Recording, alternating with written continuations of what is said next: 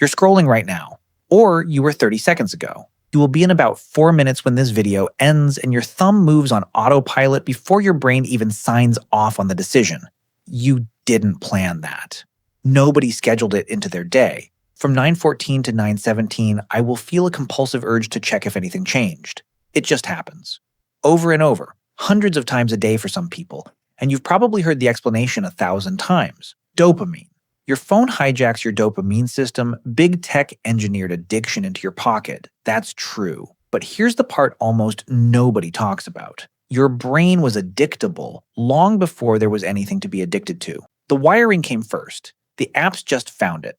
And once you understand what that wiring actually evolved to do, you start noticing it everywhere. Not just in your phone, in your relationships, in your workouts, in the news, in gambling, in your entire emotional life. This is the story of the ancient reward circuit inside your skull, and why it's been hijacked by a lot more than nicotine and screens.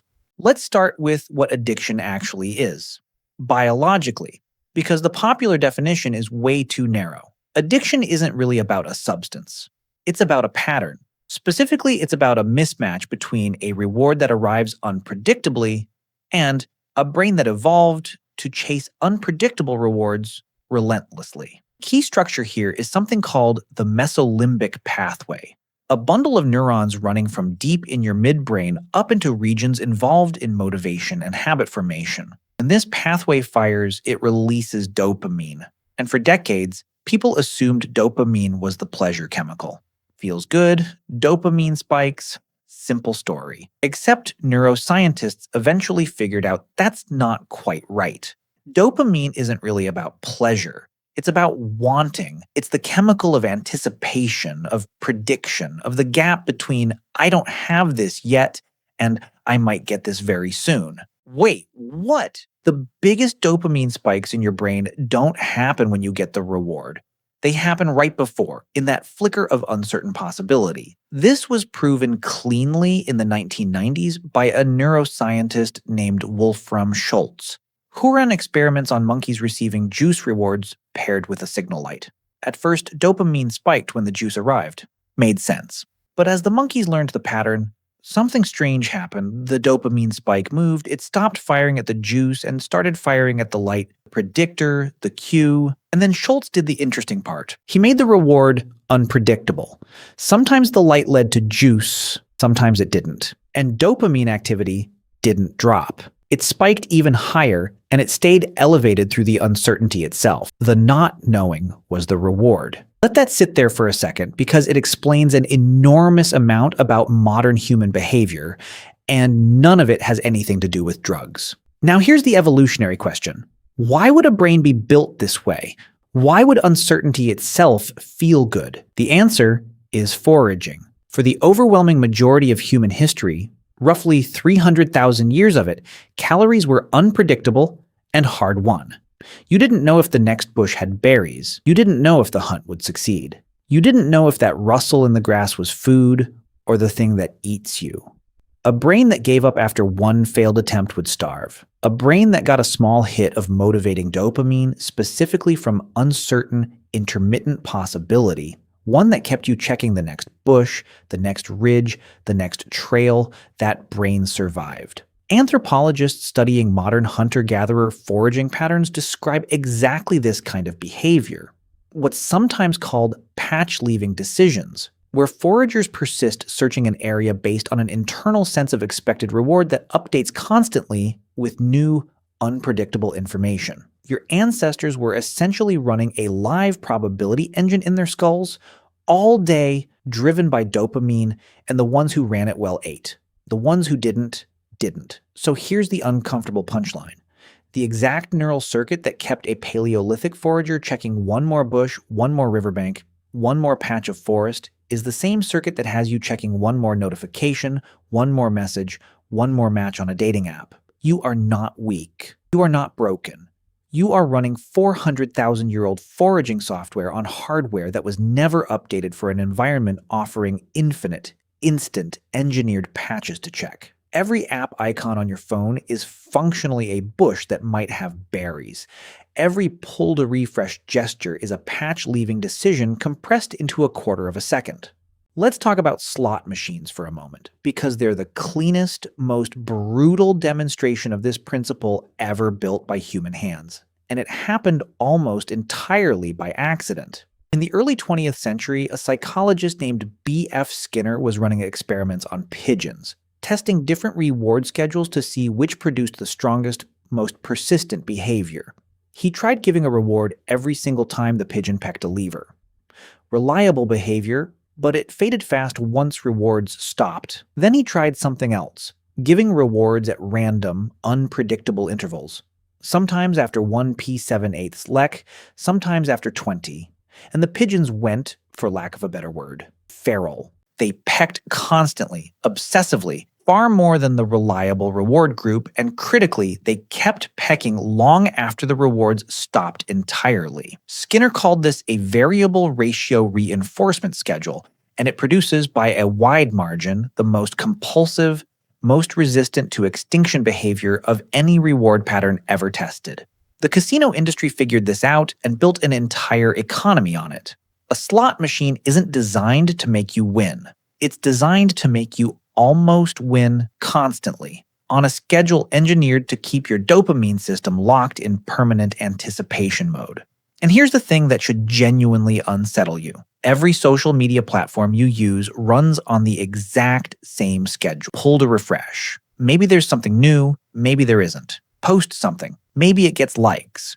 Maybe it doesn't. Variable ratio reinforcement, weaponized at planetary scale, aimed directly at circuitry your ancestors built for finding berries. But it goes deeper than screens. And this is where it gets genuinely interesting, because the same mechanism explains behaviors that look nothing alike on the surface. Take romantic attraction. Using functional MRI scans on people newly, intensely in love found something remarkable. The brain regions lighting up weren't primarily the ones associated with contentment or attachment. They were the same reward circuits activated by cocaine.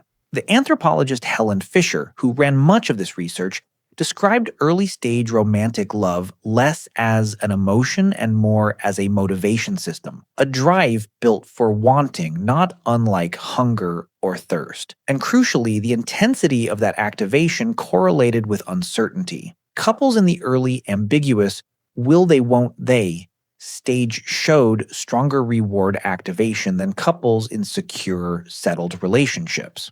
That agonizing period of not knowing if someone likes you back isn't a design flaw in romance. It's the exact same variable ratio uncertainty spike Skinner found in his pigeons, running through your chest instead of your thumb. Exercise does it too, though through a slightly different mechanism involving endorphins and endocannabinoids rather than pure dopamine anticipation, and researchers have documented genuine behavioral addiction patterns in a subset of extreme athletes, complete with withdrawal-like irritability when a session is missed. Gambling obviously runs on almost pure variable ratio reinforcement, which is precisely why problem gambling activates brain imaging patterns nearly identical to substance addiction, so much so that the most recent psychiatric diagnostic manual reclassified gambling disorder out of impulse control disorders and into the same category as substance addictions. The first behavioral addiction ever granted that classification. Even something as mundane as checking the news taps this circuit, because news is inherently unpredictable, and your brain, still running its ancient threat detection software, treats unpredictable information about the world as something worth compulsively monitoring, the same way a forager needed to compulsively monitor for approaching predators. There's a reason this matters beyond trivia, and it's this. If you think your compulsive phone checking, your doom scrolling, your slot machine relationship with a dating app is a character flaw, a discipline problem, a sign that something's uniquely wrong with you, you're misdiagnosing it. You are not failing to control a modern habit. You are a 400,000-year-old forager whose search and reward circuitry got plugged directly into a system engineered by teams of behavioral psychologists specifically to exploit it, funded by companies whose entire revenue model depends on your circuit firing as often as possible. The tech industry didn't invent your addictability. They found something ancient, already loaded, already primed, and they built the most sophisticated bush full of maybe berries in the history of the species. It fits in your pocket, and it buzzes. So what do you actually do with this? Understanding the mechanism doesn't switch it off, but it does something almost as useful. It changes where you point the blame, and more importantly, it changes what you notice. Once you know your brain treats unpredictability itself as reward, you start seeing the pattern everywhere. In the apps you open without deciding to, in the relationship you can't stop checking your phone for, in the slot machine sound effects deliberately baked into loot boxes in video games marketed to children. You start recognizing engineered uncertainty for what it is, a tool built to exploit foraging software you didn't choose to have. The problem was never that you lack willpower. The problem is that an ancient survival mechanism, one that once meant the difference between starving and eating, has been repurposed by systems that profit from you never quite feeling finished, never quite feeling satisfied, always checking one more bush. Your ancestors checked bushes because their next meal genuinely depended on it. You check your phone because a design team in an office somewhere calculated, with real data and real precision, exactly how uncertain to make the reward to keep your ancient brain hooked. Same circuit. Wildly different stakes. Next time your thumb moves toward that app before you've consciously decided anything, that's not weakness. That's 400,000 years of survival instinct, still running, still searching, still hoping this next patch has berries.